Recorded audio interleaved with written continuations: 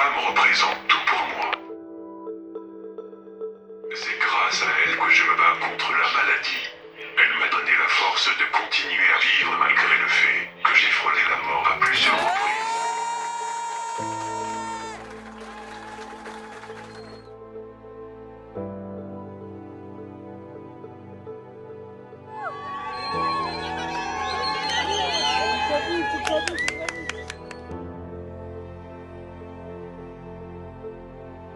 Aujourd'hui, le sport continue de représenter énormément pour moi, même si aujourd'hui je ne peux plus rien faire. Le sport me rappelle les valeurs d'effort, de persévérance et de solidarité.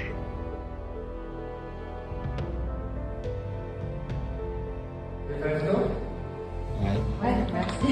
Grand fan de la jupe depuis toujours.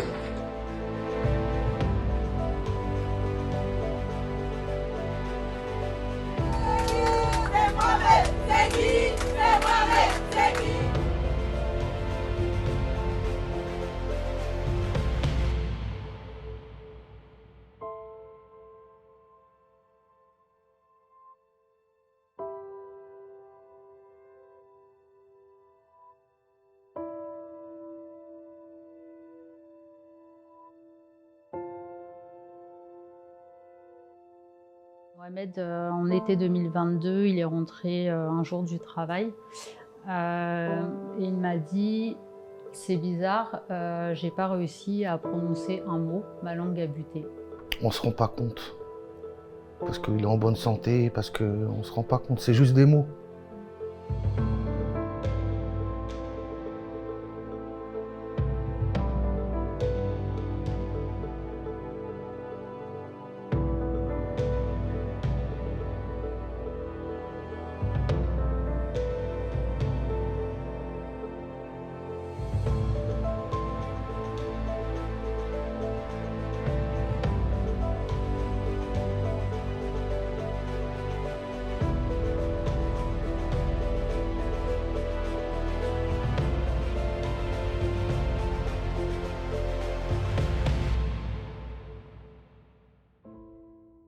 Voilà, donc on s'est dit, bon bah il était fatigué, il sortait d'un Covid à la fin de l'hiver. Et puis petit à petit, il a commencé à avoir de la fatigue, à avoir des difficultés à prononcer, articuler des mots. Donc on a commencé à faire des recherches sur la sphère ORL. Il avait été au futsal et il a eu beaucoup de mal à se remettre donc de cette session de foot en salle. On était dans le doute, on savait pas ce qu'il avait. Ça a été très long le diagnostic. De poser, de savoir ce qu'il avait, ça a été très long parce qu'au début il avait des pertes de mémoire, du mal à discuter, beaucoup de fatigue, il cherchait les mots. Donc c'était compliqué, ils ont mis très longtemps à poser un diagnostic. Elle m'en a parlé vaguement, elle m'a dit est-ce que tu peux venir à la maison pour faire des prises de sang, vous savez, des soins. Parce que ça a commencé, il avait sa main qui commençait à avoir beaucoup de fourmis, etc. Et il ne savait pas d'où ça venait. Ça s'est manifesté comme ça. Donc ça l'inquiétait, il en parlait à ses collègues, dont à ma femme, et on en a échangé comme ça. Et au fur et à mesure des examens, le diagnostic de la maladie se précisait à ce moment-là. Et puis du coup, on a éliminé petit à petit ce que les médecins nous demandaient de chercher jusque la supposition de la SLA.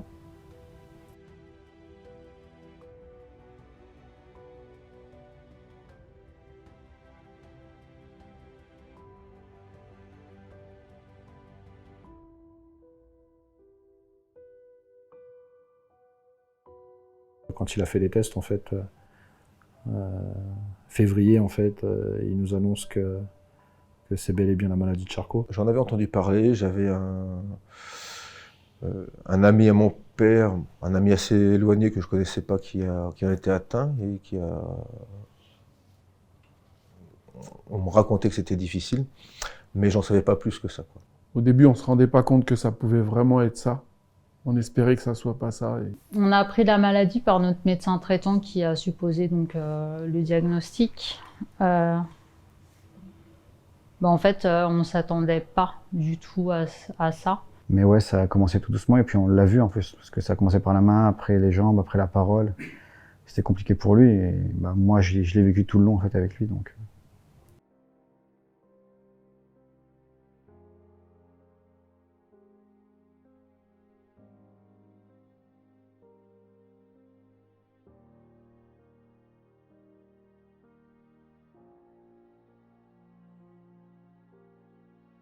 C'est le lendemain matin où je pense qu'on a pris conscience.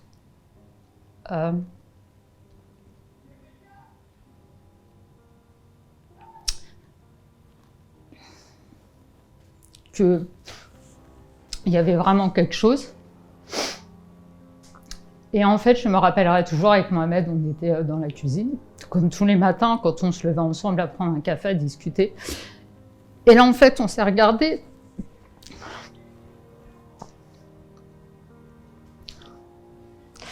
C'est dur parce que je revois la scène où en fait on se regarde, on ne parle pas. Et là je vois mon mari s'effondrer.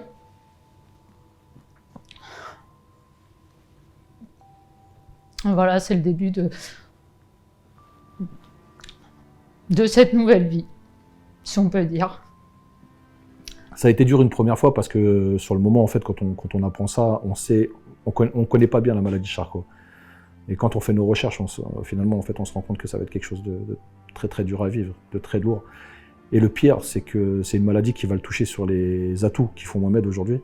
Parce que jusque-là, Mohamed, c'est quelqu'un de très sportif, c'est quelqu'un de très causant, qui a le verbe facile, qui aime beaucoup s'exprimer. Et surtout pour quelqu'un qui revient de loin, qui a mis vraiment beaucoup de temps à s'installer dans la vie de couple, tout ça. On espérait beaucoup de choses pour lui et quand enfin il a pu toucher ça du bout des doigts, et ben c'est là que ce coup du sort est arrivé.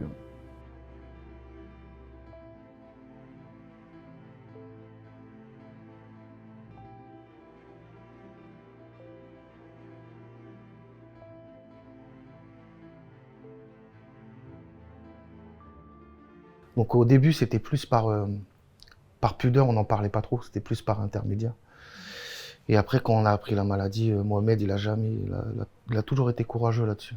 On en parle ouvertement depuis toujours. Comme on ne sait pas vraiment ce qui va devenir d'Amalie Charcot, vu qu'on la connaît pas bien dès le début, on ne peut pas vraiment dire les choses, mais on savait très bien que c'était comme la sclérose en plaques. Donc forcément, au bout d'un moment, il allait devenir alité, malheureusement, mais on ne pensait pas si tôt. Ce qui a été compliqué, c'est quand on voit la faiblesse, là, c'est compliqué, ouais, c'est compliqué. C'était compliqué de venir. C'est surtout en partant qui est compliqué. Et après, une fois qu'on commence à apprendre la maladie, à connaître la maladie, on sait que ça peut arriver très très vite. Et malheureusement, pour Mohamed, ça arrivait très très très vite. Et on ne s'attendait pas à ça, quoi. Au départ, je pense qu'on s'est dit, oh, il est malade, on va faire avec. On n'a jamais accepté ce diagnostic, on ne l'acceptera jamais. En tout cas, on a décidé de vivre avec. Moi, je réagis à chaud. Ouais, c'est le sentiment d'injustice, le sentiment de... Pas nous, quoi. Pourquoi nous?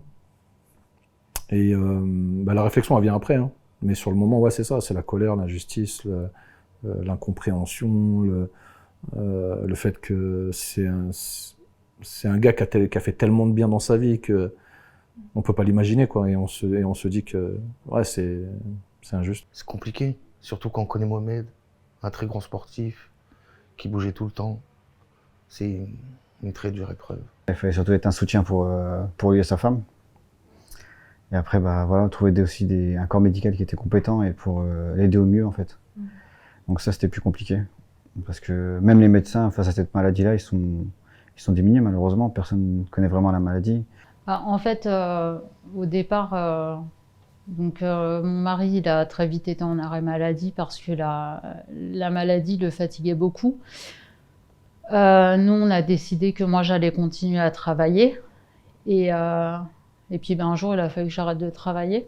Si j'ai un regret, c'est celui de ne pas avoir arrêté de travailler plus tôt. Voilà. Après, ça a été dur au départ parce que de place de femme, je me suis retrouvée à place de soignante auprès de mon mari. parce que trouver du personnel qui soit formé, c'est très difficile. Ensuite, qui puisse accompagner dans les meilleures conditions, ça a été compliqué. De trouver du personnel qui puisse accompagner mon mari au mieux. Lorsqu'il a commencé à perdre de son autonomie respiratoire, c'était très compliqué aussi. Et du coup, oui, à un moment donné, on s'est perdu en fait en tant que mari et femme. On était plutôt soignants-soignés. Et je pense que ça, c'est au-delà de l'évolution de la maladie, oui, je pense que ça a été la phase la plus compliquée dans notre couple, c'est celle-là.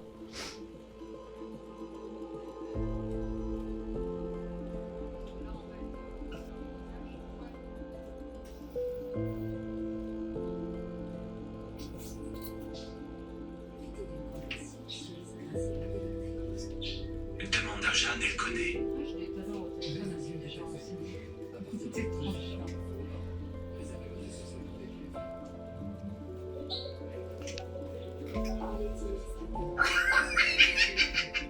Ça a été dur au début, maintenant on s'est dit voilà, ça fait partie des épreuves. C'est une épreuve de malade, hein. Franchement c'est une épreuve de fou parce que c'est vraiment très très dur à vivre. Mais en même temps c'est notre épreuve aussi parce qu'en fait on est tellement proches qu'en fait on le considère comme ça. Mais Mohamed, il facilite beaucoup les choses.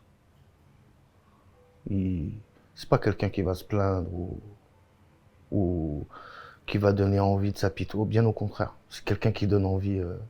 On va blaguer. Moi, j'ai le souvenir d'un jour, il disait les gars, je suis fatigué, vous pouvez me laisser me reposer. Il va vous le dire. C'est quelqu'un de franc.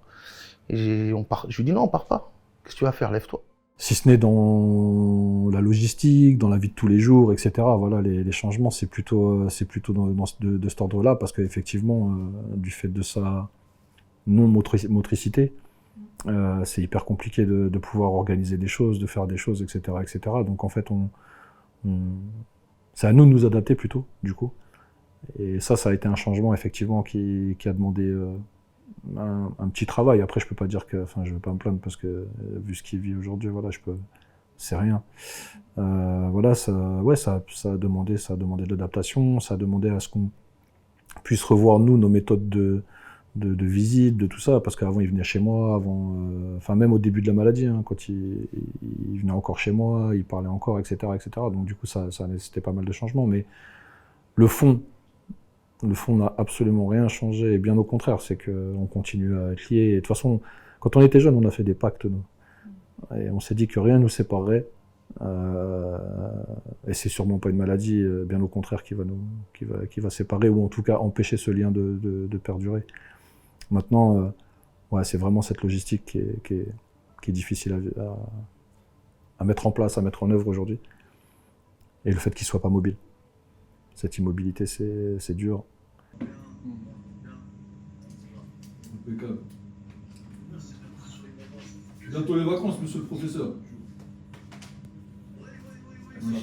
Oui, oh, ça fait longtemps que j'avais pas entendu ça. J'ai dit ça aussi. Mais c'est pas vrai, en vrai, je suis pas une galère. Non, c'est pas une galère. Il n'y a pas de galère. C'est juste une question d'heure. C'est notre grand frère, il nous a servi quand même. Peut-être qu'on aurait fait plus de dégâts. Ça va, frère, alhamdoulilah. Le prophète des Hauts-de-Seine ce matin. On a passé un petit moment avec moi, mais il est fatigué. Là. Il a dit le sacrificateur et Souban. Voilà, il est sous perfusion parce qu'il a été. Il a fait une infection pulmonaire, là, tu vois. C'est sûr. Il entendait en plus. Il était en train de me traiter à C'était qui ça? Quand je suis passé tout à l'heure. Ah, Lui, il m'entendait, il faisait que de taper. Et je vais le voir. ah ouais. Des dingueries. C'est sûr. Voilà, c'est sûr. Pour moi, en dehors de tout ce qui est physique, bien sûr, il y a l'aspect... avec Mohamed, ce qu'on avait en commun, c'est qu'on aime vraiment beaucoup parler. On aime vraiment la polémique. Et le fait qu'il puisse plus intervenir, couper une conversation ou rajouter des choses dans la conversation, le fait qu'il soit vraiment bloqué par là et qu'on mette vraiment du temps à constater qu'il est dans cette situation. C'est-à-dire qu'on peut avoir des discussions, mais on part tous dans tous les sens et c'est au bout de 5 minutes qu'on se dit, lui, en fait, il n'a pas le temps de nous répondre. Il faut un temps de latence avant qu'il puisse apporter sa réponse. Et on le voit dans son regard, la frustration. Il se voit avant, quand il pouvait vraiment participer, et maintenant où, voilà, je vois dans son regard qu'il se sent comme un passager qui a pu voir au chapitre. C'était très compliqué de rentrer en contact. On échangeait par les yeux, surtout, on essayait de deviner sa pensée. La technologie a pu y rendre la parole à travers la tablette et puis l'ordinateur où il sélectionne les mots pour parler. Et ça a été on va dire un tournant aussi pour permettre à continuer à avoir des liens avec Mohamed, pour pouvoir continuer à communiquer avec lui, à discuter avec lui. Ça a permis de passer cette difficulté-là et de pouvoir continuer à vivre aussi en quelque sorte, parce que vivre, c'est communiquer avec les autres, et ça a été quelque chose de très très important de mon point de vue. C'était quelqu'un qui parlait beaucoup, beaucoup, beaucoup, qui aimait forcément ça, qui est très cultivé. C'est ce qui nous manque le plus aujourd'hui, vraiment. Vraiment, c'est tous ces moments où on était dehors, le foot, le sport, le truc, à gauche, à droite, et on n'arrêtait pas. D'ailleurs, ça se voit, j'ai pris 20 kilos depuis. Ouais, voilà. Rien de... Je peux pas te dire d'autres choses qui ont pu changer, parce que vraiment, ça n'a rien changé, si ce n'est sur le plan matériel. Et nous, on n'y accorde que très peu d'importance, donc finalement...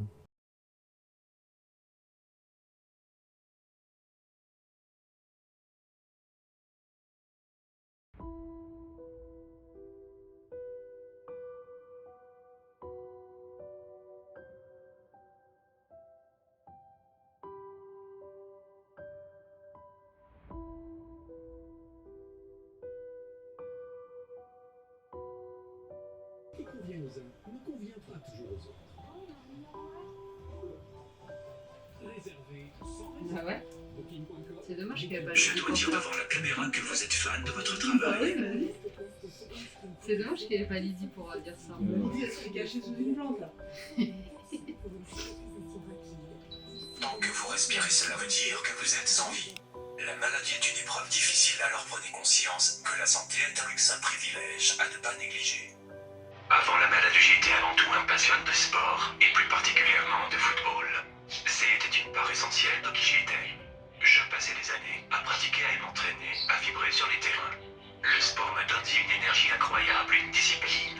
C'était mon échappatoire, ma source de dépassement et un moyen de partager des moments forts avec mes amis et coéquipiers. Je pense qu'on ne peut pas parler de Mohamed sans parler de foot ou de sport. Parce que Mohamed, c'est quelqu'un qui était très très très sportif. Et quand je vous dis très sportif, c'est quelqu'un qui a passé le permis à 40 ans quand même. Donc voilà, qui marchait beaucoup, qui était connu pour ça d'ailleurs, qui était connu pour le sport et son esprit sportif. Et d'ailleurs, il y a énormément de monde qui le connaissent et qui le côtoie par rapport au monde du sport. Donc je ne peux pas dissocier Mohamed du sport.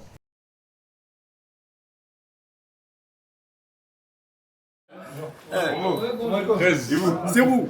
Là, il y a le Hajj, c'est le frère. C'est où là? Il faut respecter ça. Ça va encore? Bien? Ok. Calme, calme. Salam alaikum. Bien? La forme? Ouais, Malik. Tu vas bien? Ouais, ouais. Monsieur Bouka. Salam alaikum, boss. Ça va très bien? À la forme. Alhamdulillah. La famille, ça va?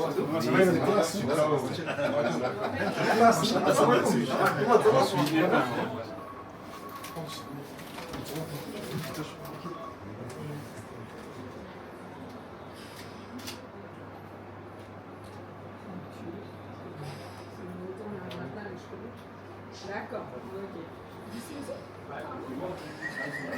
C'est un fan de la Juve. Juve? Ouais.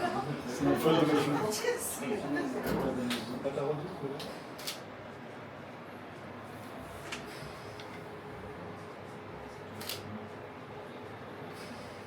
Si tu signais à la Juve, on sera refait.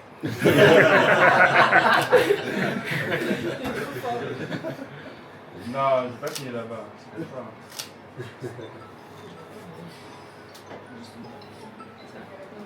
Mohamed, pour Mohamed, beaucoup de courage. Tiens, calme, mets-toi. Tu vois Mohamed aussi? Bah tu lui fais un bisou.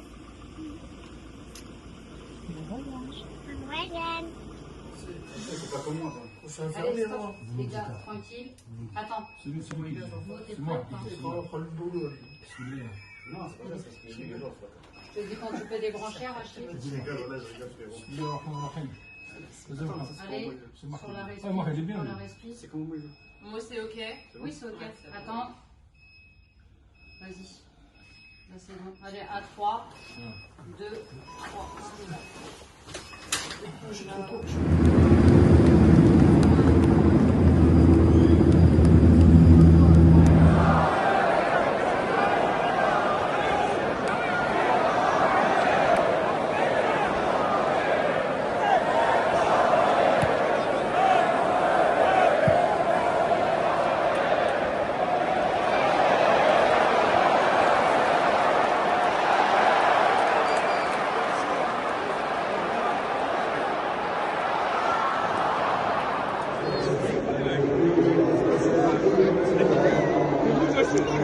Ça va les enfants? Ça va? Vous allez bien? Ça bien passé? Après, il a une femme qui est très présente. D'ailleurs, fierté parce que c'est moi qui l'ai présentée. C'était une collègue de travail. Et voilà, et franchement, je pense qu'aujourd'hui, il est tombé sur la bonne personne parce que combien serait parti en sachant ça. Donc là, un grand respect à elle et puis 24/24 à son chevet, être comme ça, franchement, c'est énorme. C'est énorme. Donc tant mieux. Et c'est rassurant pour nous aussi de savoir qu'il est bien entouré. Mohamed, donc il est d'origine tunisienne, donc il m'apprenait quelques mots voilà, en tunisien, et donc du coup il m'apprenait donc le mot shukran qui veut dire merci. Et puis un soir, donc on en reparle et puis donc on se refait ces petites interrogations et puis du coup donc il me demande comment on dit merci et donc moi je dis chakroun. Et là, il a un fou rire, mais je crois que je m'en rappelle encore, j'entends encore son rire, ses éclats de rire. Et du coup, on a appelé notre chat Chakroun. Pendant un match de basket, par exemple, parce qu'on joue au basket ensemble aussi, après lui, le foot, etc., on a fait un petit peu de basket en association de quartier comme ça. Et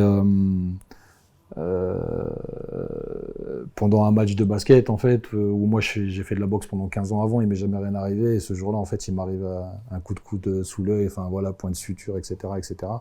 Et que ce jour-là, en fait, Mohamed énervé met un coup de pied dans le ballon, et c'est un joueur de notre équipe qui prend pleine tête, qui tombe, et en fait, après, voilà, on en rit énormément, etc. Et par sa gestuelle, etc., en fait, c'est quelque chose qui est resté dans le monde, etc. Et puis franchement, ça a été génial, ouais. Ça a été génial.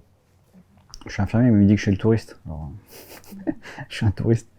Non, on rigole tout le temps ensemble, lui et moi, donc c'est drôle. Et puis même la voix sur la tablette, elle est drôle. Donc,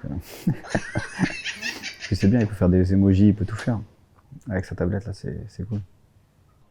Quand on est parti au pèlerinage, il y a un ami de Djadji que vous allez interroger, là. Il poussait en fauteuil. Et Mohamed s'est mis à crier faisant semblant que on le kidnappait, quoi. Et tout le monde regardait. Voilà, c'est un souvenir que j'ai parce que je l'entends encore crier dans la rue et tout le monde se regardait. Voilà. C'est la première chose qui m'est venue. C'est l'une des dernières, en fait, anecdotes, quoi. Les autres, on était plus jeunes, elles sont moins racontables. Ce que je retiens de positif dans cette épreuve, c'est toute la leçon de vie que ça donne. Ça a renforcé encore plus notre couple, l'amour qu'on a l'un pour l'autre. Mohamed, c'est quelqu'un de très solaire qui pense toujours aux autres avant lui-même, et je pense aussi que notre épreuve, c'est une leçon de vie pour tout le monde. Sans la foi, je ne serais pas là à vous répondre. J'adore mon Créateur, et je le remercie chaque jour de pouvoir respirer et profiter des gens que j'aime. on est des croyants. On est vraiment persuadés que quoi qu'il se passe, on a un début et une fin, et que l'important c'est de meubler ce passage par du bien, et surtout du bien à notre prochain. Ce que j'aimerais que les gens y voient, c'est tout ce que Mohamed il peut traduire par son regard. Il a malheureusement perdu la voix, mais c'est vraiment quelqu'un de tellement solaire qu'en fait, son regard, il y a tellement de belles choses, d'amour, de bienveillance, de joie, qui passent par son regard que juste ça, en fait, forcément, ça touche tout le monde. T'inquiète pas, Mohamed, je sais que je suis une galère. Comme tu me dis souvent en rigolant. Et on va mener le projet qu'on a dit qu'on ferait. Et on va faire en sorte que ça se passe bien et qu'à la fin, on ait la victoire. Et on compte sur toi. On est là pour le soutenir. Il sait très bien qu'on l'aime et que... Je sais pas si je peux parler de ça, mais il y a Dieu et c'est Dieu qui fait les choses chez nous. Donc, qu'il reste courageux. Et puis, de toute façon, Dieu il l'aidera et il nous aidera tous, j'espère. Je l'aime, tu vois. C'est mon frère. On a tout fait, on fera tout, on sera là et voilà. Franchement, je peux rien dire de mieux que ça parce que ça résume beaucoup de choses en fait. Je l'aime. Je pense qu'il le sait, mais je continuerai à remuer ciel et terre pour lui. Je suis pas prête à ce qu'il me quitte. Et que on a des projets, on a décidé de se battre contre la maladie, de vivre et de créer notre famille. Et forcément, c'est pas une vie ordinaire, mais on s'adapte. Et je le caresse le plus longtemps avec moi.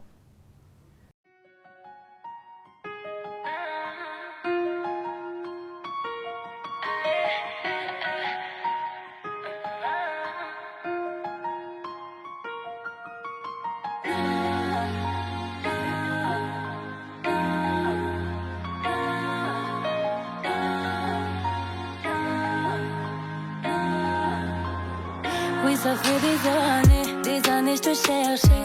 Aujourd'hui je réalise parce qu'on est en train de vivre. Pour moi t'as tout fait, t'es mon bonheur, tu le sais. Je serai ta moitié devant Dieu et nos familles. Tu as réussi là où les autres ont échoué. Je t'ai donné mon cœur car tu l'as mérité. Et nos parents, je vois dans leurs yeux la joie de nous voir faire nos... Bonjour, je m'appelle Nolan, j'ai 6 ans. Je connais Mohamed et Elodie, ils sont très gentils et en fait ils nous offrent beaucoup de cadeaux tous les jours. La maladie de Charcot, en fait dès qu'on attrape la maladie de Charcot, on peut plus parler et on devient malade et presque donc on est obligé de rester dans un lit. J'aime bien jouer chez eux et le plus truc que j'aime, c'est Mohamed et c'est Smiley. Ça n'arrive qu'au centre, on ne réalise pas tant que ça ne nous touche pas. On sait très bien ce qui se passe ailleurs.